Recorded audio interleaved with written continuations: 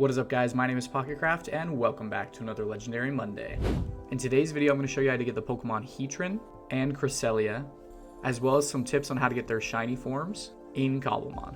Make sure to stick around to the end of this video so you don't miss out on any of the tips, and smash that subscribe button if you love Cobblemon and you want some shiny luck. So first things first, you're going to need the Aldemon's data pack installed. These Pokemon don't spawn in vanilla Cobblemon, so you'll need this installed in your data pack and resource pack folder. Then you'll need to make sure you go to options, resource packs, and that Aldemon's is selected.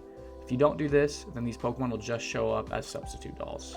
Then Heatran is an ultra rare spawn in Badlands biomes, but the spawn conditions are a little bit tricky. He can't have access to the sky, which means you're gonna have to be looking for him underground, and the skylight must be between 0 and 7. So again, you're gonna wanna go to a Badlands biome like this, and you'll have to just dig underneath and search for him somewhere underground. Now you'll want it to be a pretty big cave because he's not gonna be able to spawn unless there's enough room for him. And I highly recommend using the Pokenav mod with you, just so you can check and make sure that you're actually in an area where Heatran can spawn.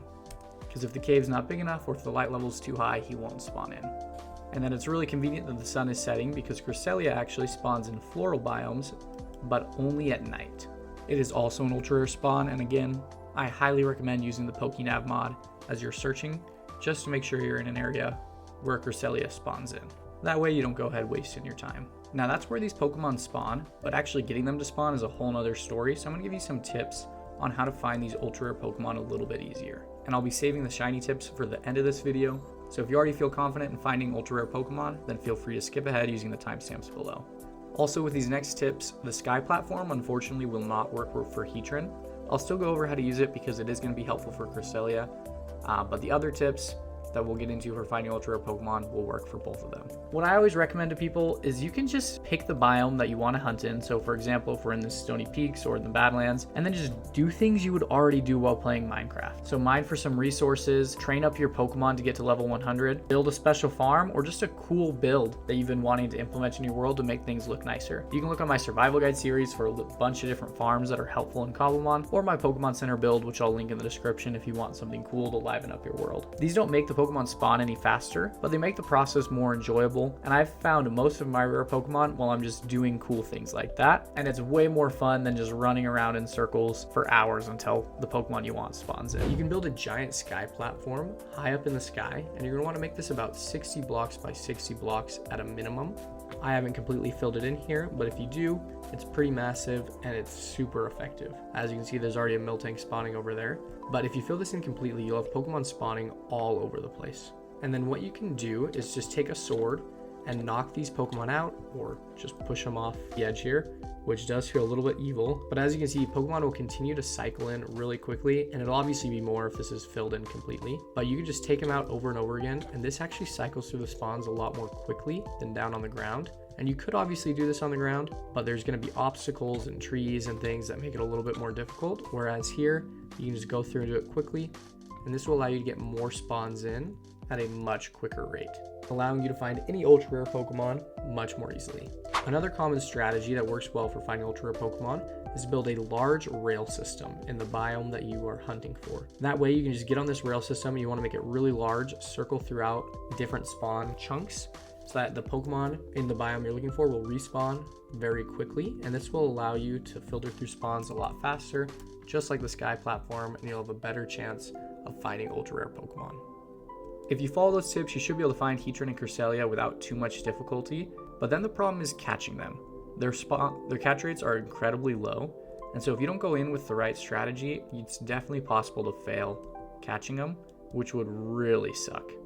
So I'm going to give you some of my best tips on catching ultra rare Pokemon to ensure that you never fail catching one of these, especially if you find the shiny version. We'll use Regigigas for example because he's massive, which makes things a little bit more fun. So I recommend when you enter the battle to start off always with a quick ball, unless of course if you have a master ball you can just go ahead and use that, but if you have a master ball you're not really worried about how to catch the Pokemon, so that doesn't really apply here. But if you don't have a master ball, throw a quick ball your first turn. It has a ×5 catch rate, and a lot of times you'll get lucky and catch it on the first throw, and we'll see if we do here. Ooh, we almost got it there. So if you don't catch it on the quick ball, that's where we need more strategy. strategy. So I recommend always bringing a Pokemon with False Swipe. Gallade is my go-to for a couple of reasons. He has the ability Sharpness, which makes False Swipe do more damage. He also has a pretty high physical attack stat, which helps with this as well. Then typically I recommend trying to get a high IV Gallade and then maxing out its attack stat, which I haven't done here for this tutorial. But if you do that with EVs, this is going to be the most effective method. And then put a move like Hypnosis on it, or get another Pokemon with Stun Spore so you can get a status effect, which will also make it easier to catch the Pokemon. As far as other team members, you're just going to want some high level Pokemon that you can switch into if Gallade gets knocked out to buy you some time. And then I would usually recommend bringing some max revives as well, so that if Gallade gets knocked out and the Pokemon isn't at 1 HP, you can revive them and continue with the process. Then at that point, you just want to False Swipe it down to 1 HP and give it a status condition. And now Gallade isn't the only Pokemon that you can use for this. There's other Pokemon with False Swipe. Ninjask is one, Alolan Marowak is one, Scyther, Caesar. There's a couple Pokemon out there. Gallade's one of my favorite. I feel like it's one of the most useful. And Breloom is usually the best in normal Pokemon games, but Breloom can't learn False Swipe in Cobblemon, so it's not nearly as useful here. Once you get the Pokemon to 1%, like I said, you want to give it a status condition. And a lot of times Hypnosis is helpful for the main reason that if you are before turn 10, you can use a Dream Ball, which will have 4 times effectiveness if the Pokemon is asleep. So this is going to be your best bet before turn number 10. If the battle gets to turn number 10, then you can go ahead and use a Timer Ball, and this will be the same effectiveness, and it's a little bit cheaper to craft than a Dream Ball. Now once you're to this point, you can just keep following the same process, making sure they have a status condition, throwing either a Dream or Timer Ball based on the situation, and if you do that, you should be able to catch your legendary Pokemon without too much difficulty. Alright, the moment you've all been waiting for. How do you get the shiny versions of these legendary Pokemon? So luckily they're not shiny locked, so the process is really the same as any other Pokemon. But they are ultra rare spawns, so it's going to be really difficult to find the shiny version. So if you want to wait until you give yourself some sort of shiny charm in game by changing the shiny odds, and I have a video on how to do that, which is linked in the description below. That's a great strategy just to make things easier right off the bat. And then I also recommend using the Cobblemon Unchained mod. With this mod, anytime you catch or knock out a Heatran or any specific Pokemon, so Cresselia as well, your chain for that Pokemon will increase.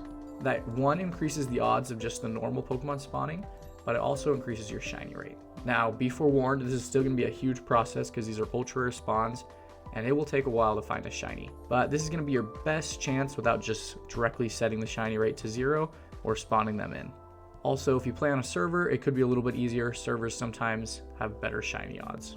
But that's how you can get Heatran Cresselia and their shiny versions in Cobblemon. If this video is helpful, please hit that like button, smash the subscribe button, and check out my Cobblemon Survival Guide series linked below, where I teach you absolutely everything you need to know about Cobblemon. Thank you, and I hope you have a great rest of your day.